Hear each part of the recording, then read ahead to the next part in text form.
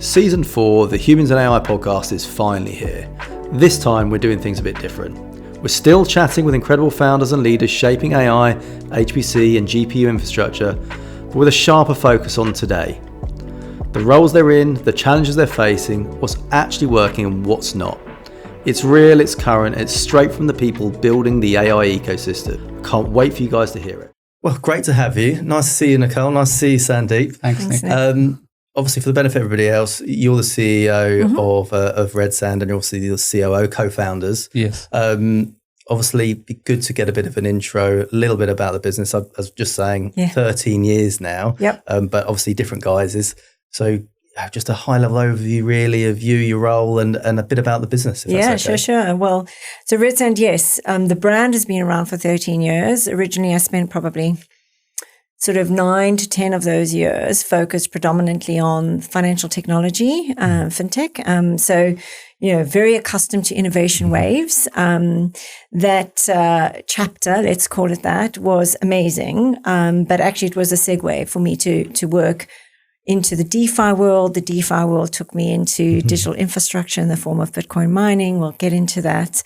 But when, the compute opportunity came around, it was an obvious, there was goodwill and it was an opportunity for us to, I guess, come, and reinvigorate the business under the brand. So Nick, thank you for having us. It's great to be here.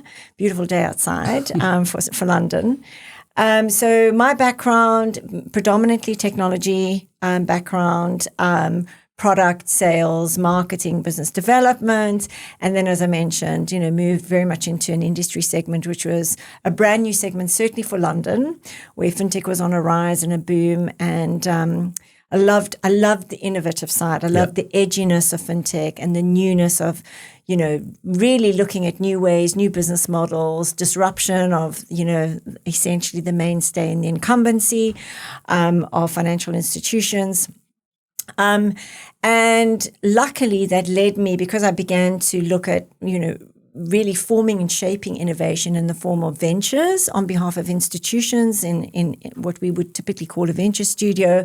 I then found myself crossing onto the other side of the table and look at basically wearing an investment hat. Yeah. So good rounded experience in terms of understanding how to build businesses, how to finance businesses. And then obviously the blue chip background helps with, making sure things are scalable and adult, right? Yeah.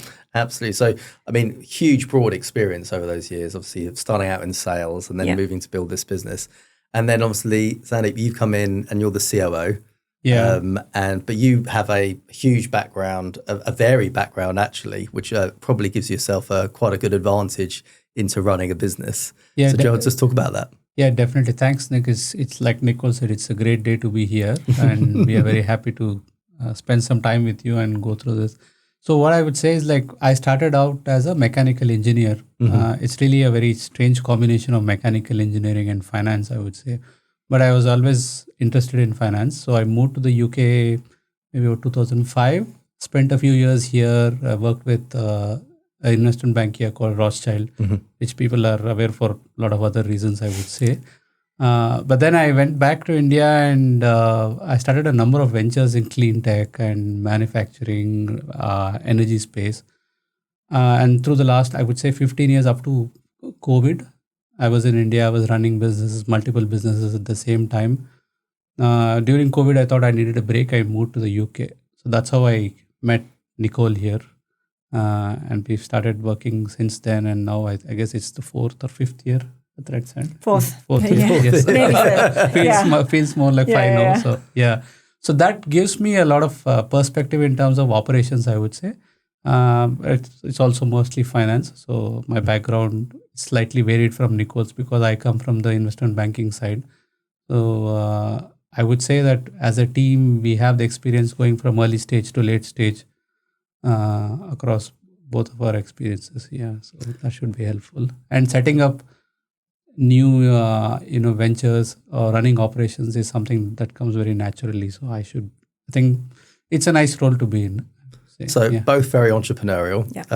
Obviously, we now got Redsand as it is today. We have to just get a bit of an overview of what the actual vision and the strategy is for the business, if that's right. Yeah, it's really super simple. So Redsand is what it started out to be 4 years ago, which seems like an eternity in this industry.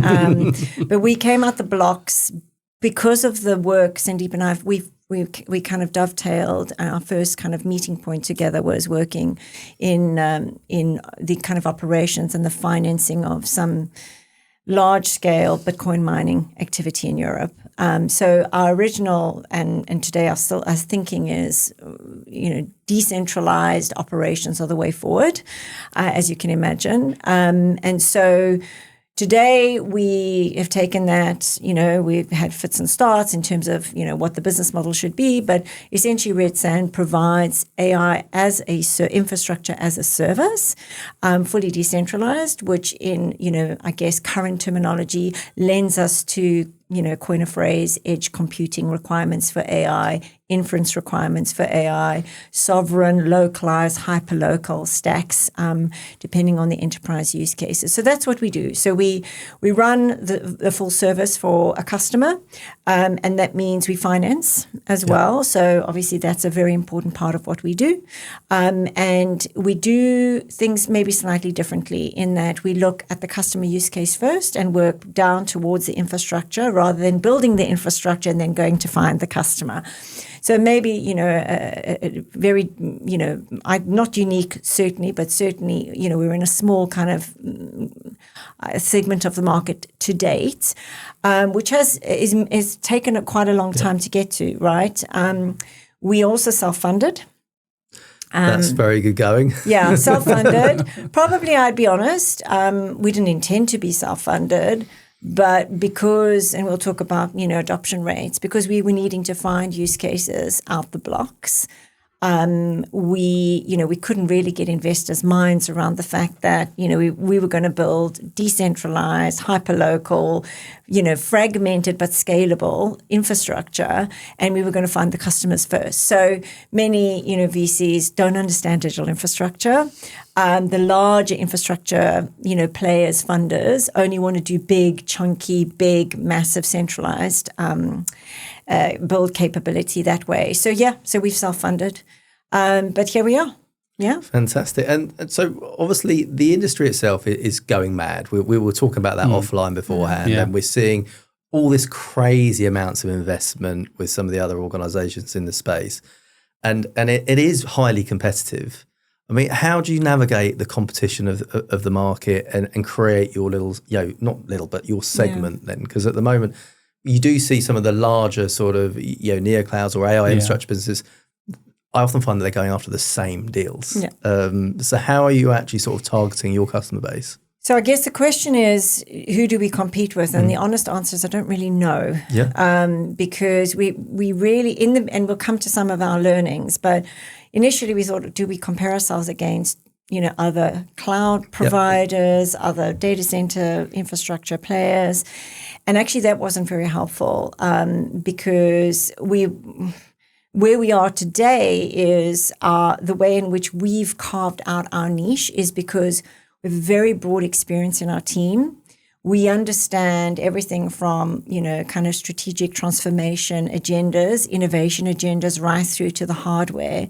So we found our niche in basically walking into the corridors of enterprise customers, either ourselves or through partnerships, and we're very partner-centric, and actually looking at roadmaps with customers, being able to actually plot where are they today and where do they need to go tomorrow?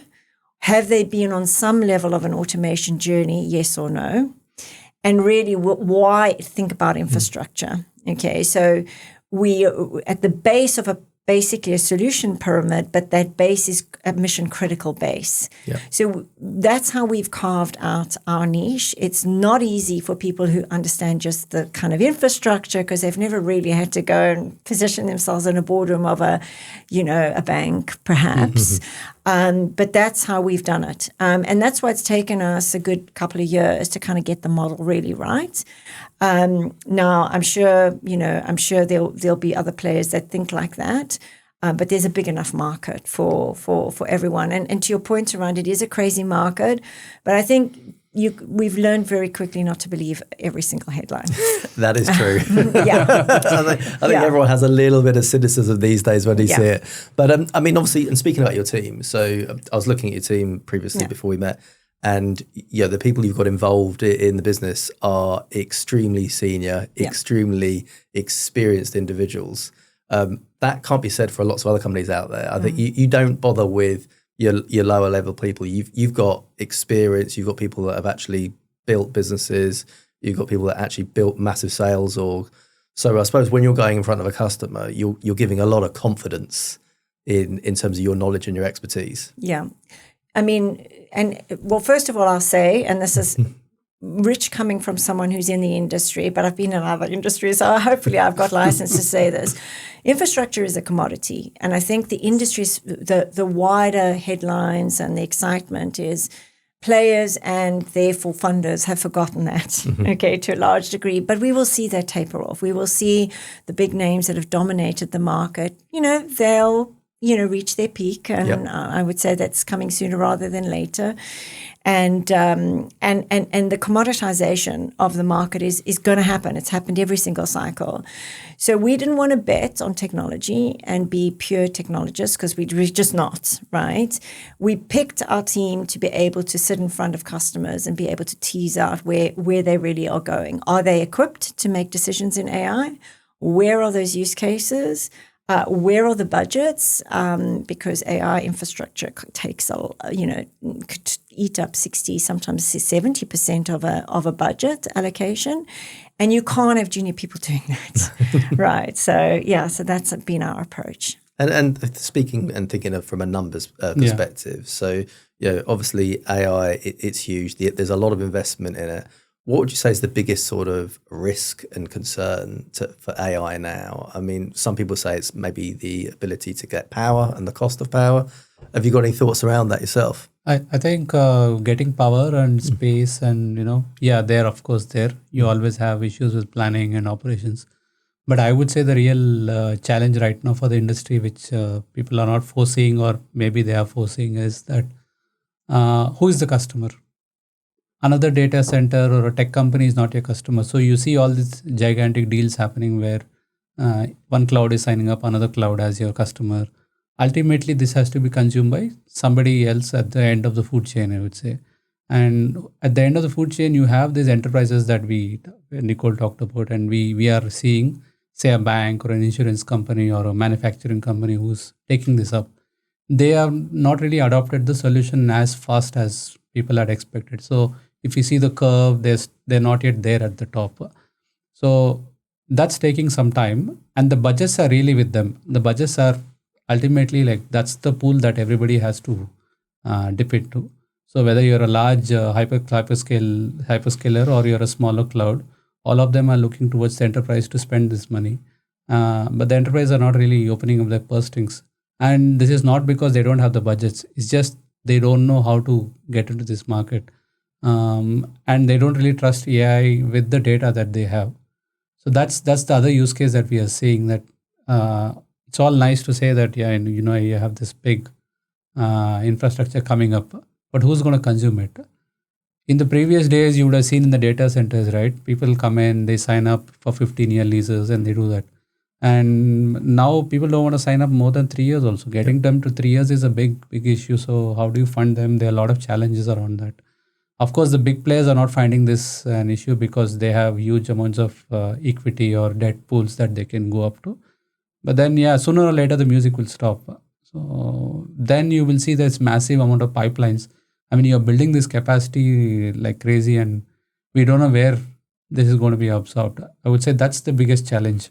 Yeah, you half answered my next question in that as well. I mean, but in terms of the end user itself, it's the confidence in AI and the data you're saying there. But is it also maybe an adoption and education piece as well? Because you've got a lot of people in the AI space that just don't necessarily know how to use it and truly realize the benefit of the potential, I suppose, as well. Yeah. So most people, when you see, right, when they say AI right now, they think ChatGPT. Yeah. So I just log down to ChatGPT and I send a message. It gives me some feedback. That's all well and nice when we, as a consumer, we don't look at the data privacy so much. But then when you get into an enterprise, right, they have to think whether they can put this data there because of compliance issues, they have competition issues, they have business operations issues also. So do they trust the model to do that? They're still going around and trying to figure that out. Many enterprises right now, they have adopted AI, but they have done it for very low tech use cases, I would say. So they haven't reached the scale that the developer market right now is trying to push. So it's not very high tech. I'll give you an example because we've been working with some customers where the use cases are pretty simple. They're using it for chatbots, document scanning, I would say even voice bots. So they're so basic that, in the developer market, these solutions were available 3 or 4 years ago when ChatGPT was launched. They're just adopting it right now, and we are talking about some of the biggest banks in the Middle East at least. So we know where they are, and these are the companies who are spending these budgets. So if you go to an AI native startup right now who's raised a bunch of equity from a lot of VCs, they have a small kitty which most of it goes into computer. But then what happens after that?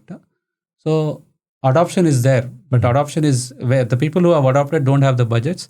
People who haven't adopted have budgets. So this is the predicament in the market, I would say. So some challenges. So and then learning more about, obviously, with Redsand. So you guys have got locations where? So your primary areas that you're focusing at the moment? Oh, jurisdictions. Yeah, jurisdiction. I mean, we're seeing very big growth in the Middle East, and we had that discussion for all kinds of reasons, mainly ambition. Yeah. And then we took a bet, when we were raising money, a lot of or attempting to raise our first rounds, we were like, oh, the world is so polarized. If we take money from one part of the world, is that going to preclude us from operating in another part of the world? So we just took a bet and said, let's find customers and let's find like a growth market and the money will come. We don't, as I said, we haven't leaned on external capital, but the growth markets remain. So we're going to be focusing predominantly on the Middle East and the East, right? India. Europe has been slower than we would have liked to see, but that's not, we're here. And so we can serve that market. And, if we do, maybe 6 months down the line, we'll look at the US, but we'll probably look at it through an indirect relationship. We'll work through partners for that. And then in terms of where are we, wherever the customer is. Yes. I mean, we talk hyper-local. So our use cases are generally speaking on-prem. If we're talking an enterprise stroke agentic use case, if we're talking partnership, and our partners come in various forms. Either we've got kind of system integrator type profiles. We've got more infrastructure partners, tower companies, so we can help them leverage and elevate their stack. They could be anywhere. So we're not, we'll go anywhere really. It's just where we can get momentum and be economically viable, within 3 months is really our. And how do you get those partnerships working? Because I think we've all seen it where you sign a master agreement with a partner. That's actually just the start. Is getting that relationship working. How have you found sort of navigating those partnerships? So, partnerships in my blood. So, thankfully, I kind of that's your wheelhouse. Fall back on that. It's very simple. You have to have the right incentives, and be ethically aligned, have the right incentives, and then things fall into place. So, because we're super agile, so we finance. And we don't have to build anything until we have an invoice coming our way. We can go through the design and the consultation and road mapping, etc. But we don't ship a thing, until we have, we essentially an accepted quotation and an invoice. So we are let's put it this way, we can incentivize our partnerships. We've got enough background in financing to work out ways in which everyone wins. The customer feels like they're getting a good deal. The partner can add the stack to their service line as a solution and earn as a reseller potentially. So we have a really good reseller model.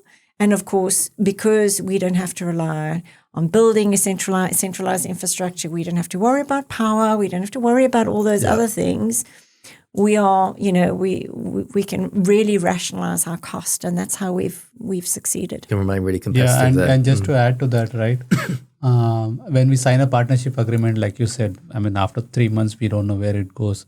But then what we do is we try to go along and meet customers and customize this solution. So it's not that we give one part of the stack and then they have to figure out the rest of the stack. So we try to understand what are the needs. And there's a lot of education piece also in this with the partners. Even the partners are trying to find their feet in this market. So where do they come in? What do they bring in? Because even the customers are asking a lot of questions and they have to figure that out. So I think initially when we are around, we actually bring that expertise to the table. And like we said early on, our team has got enterprise selling like in our DNA, I would say. So going with that, right, we know what enterprises want. Yeah. So we literally handhold partners and go through this journey. So that I think is a big advantage compared to just signing an agreement, I would say. I guess the demand versus supply side, we really over-indexed on the supply side in this world, right? But having essentially, we kind of crossed that chasm. And that's super helpful. So partners that really are like, strategically maybe trusted to direct an AI strategy for a customer have never had to consider what the infrastructure is. But AI is a completely different game, right? If you get that infrastructure wrong, you risk the collapse not only of your business, but potentially your customer's estate, their reputation, et cetera, et cetera. So it's really, really beneficial to be able to be in that intersection where we know, first of all, how we can make the economics work, how we can satisfy the customer requirements around compliance, privacy, and sovereignty, but also economically, how we can ensure that everyone wins. And, Nick, it's not just about the economics from the first, check a customer pays, but as you well know from all the interviews you've done, there's this like iceberg effect, right, where you can see this shiny white, iceberg sticking out somewhere in the Arctic, right, or Antarctic. And that's like, okay, I can budget for that. But full ROI, still a bit murky. But full TCO is a completely underneath subterranean dark art.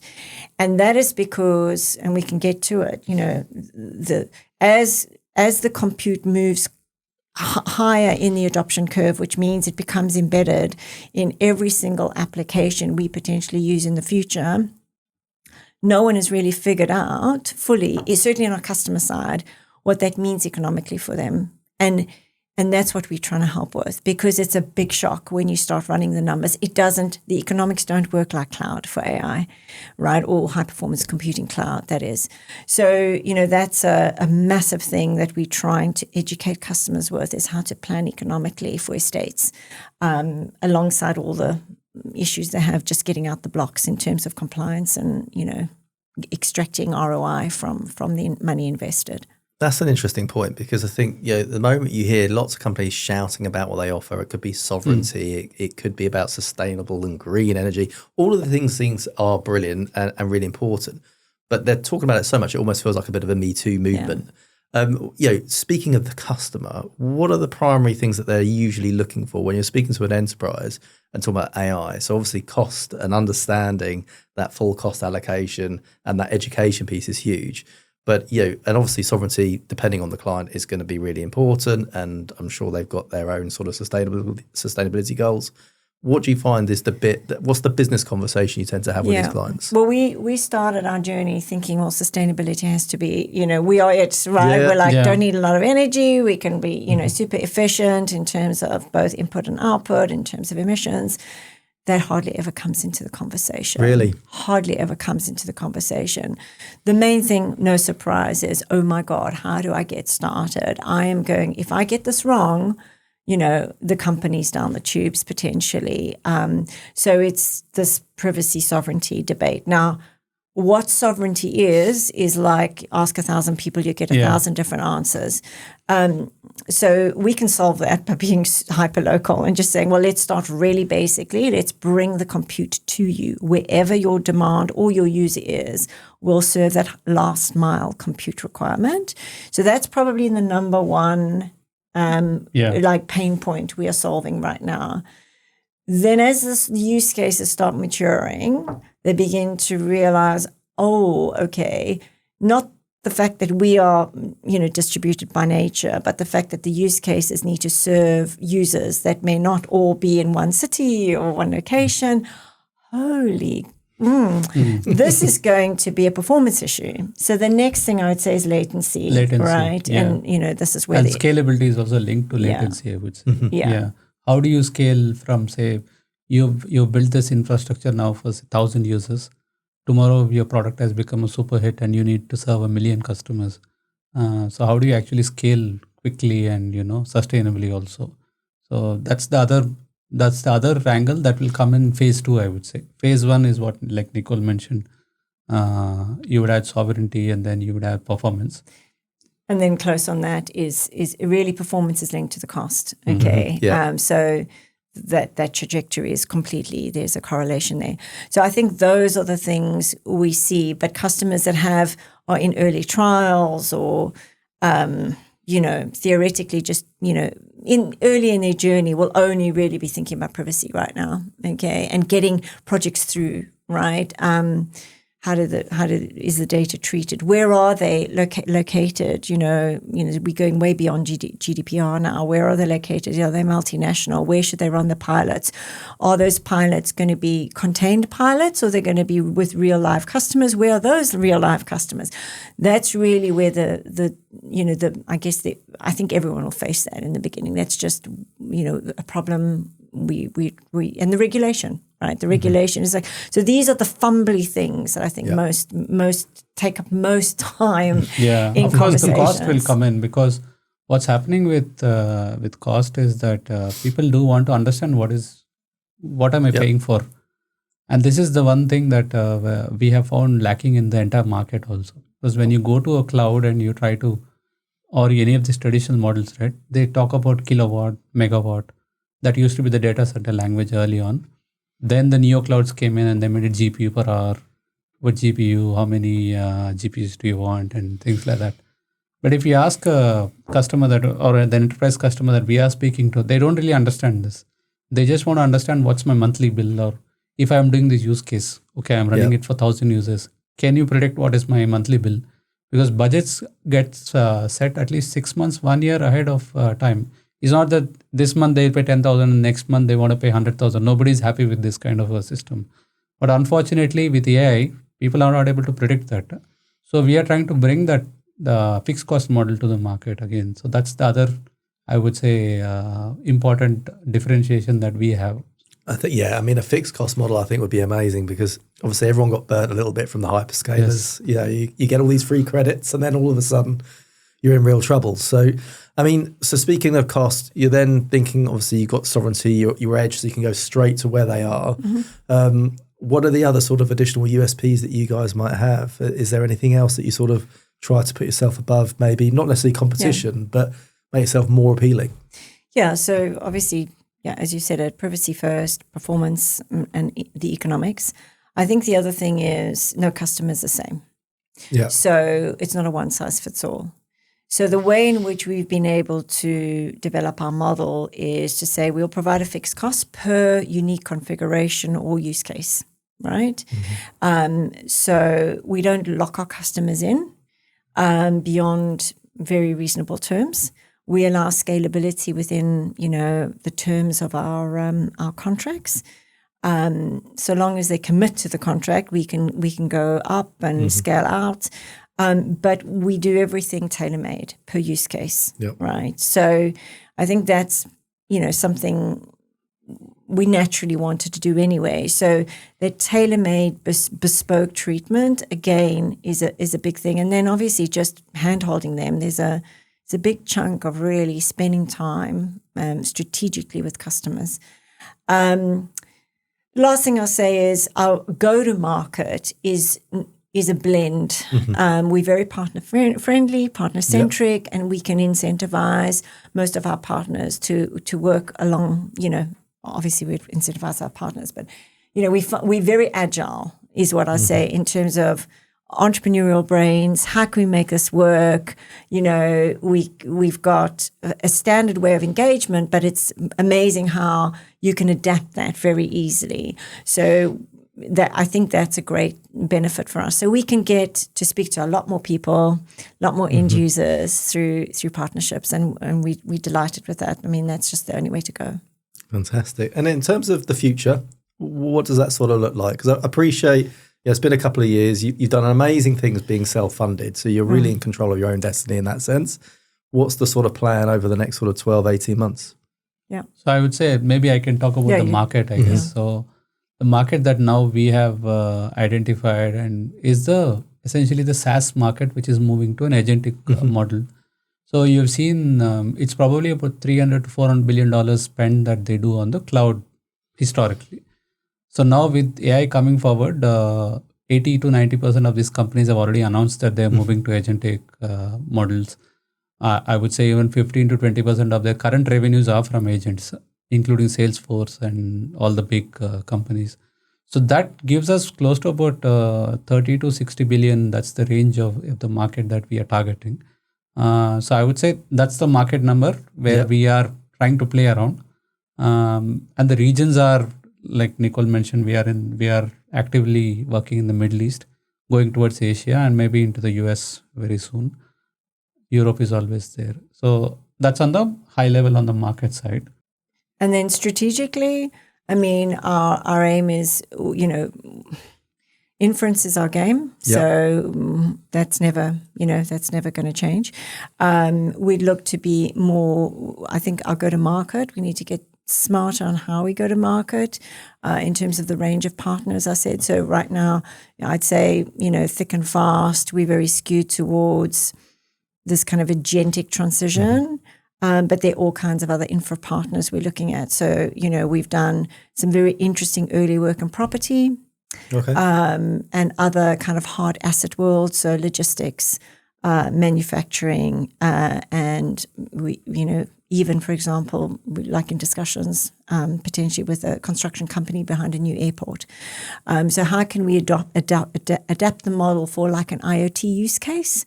So AI IoT is a space I think we can play really because of the agility. And, I think, again, just growing smartly, scaling, making sure that we retain good profit margin and we incentivize, those that we work with.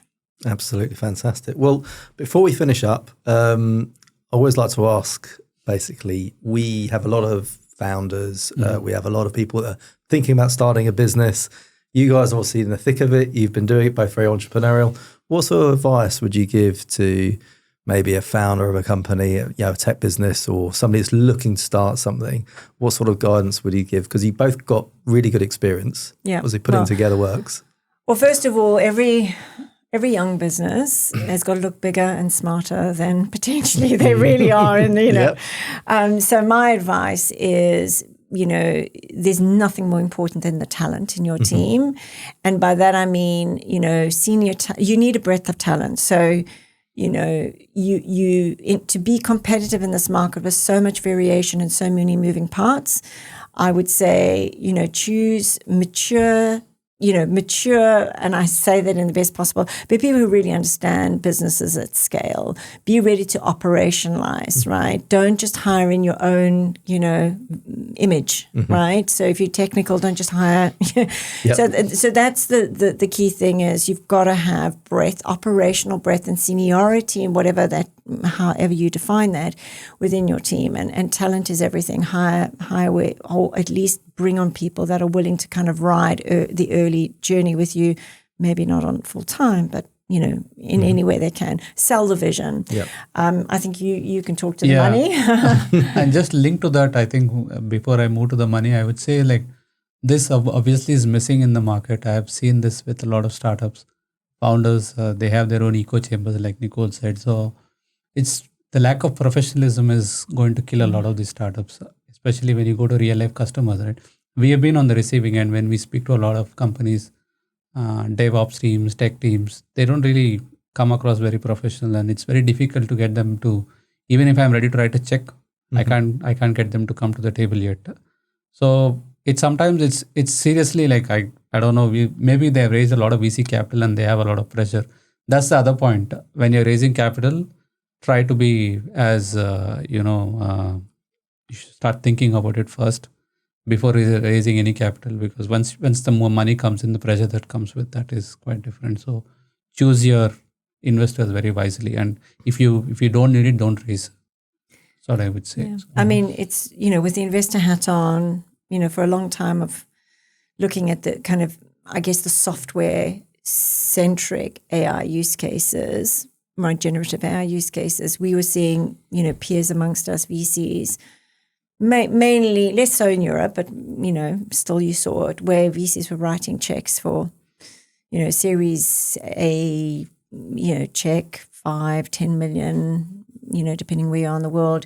60% of that was going to compute, right? Yep. Like that's very dangerous, right? Because that's CapEx, that's gone, that's depreciating, that's like, sits on your balance sheet, but how are you going to run the company? So I think, whoever you get into bed with financially, incredibly important to think through, get advice, get second opinions. So get the right money, not just Yes. any money. Yeah. Yes. Bring in some really good talent. Yeah.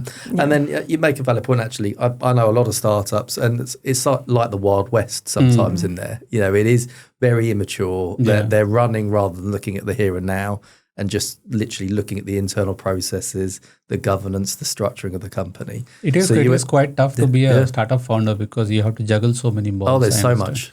That's why you have to bring in the right team, I would say. Yeah. Fantastic. Well, look, this has been brilliant. I'm looking forward to seeing what happens in the next 12, 18 months. So I'll probably have to invite you back just to see what's going on. That would be Certainly see what happens in the Middle East as well.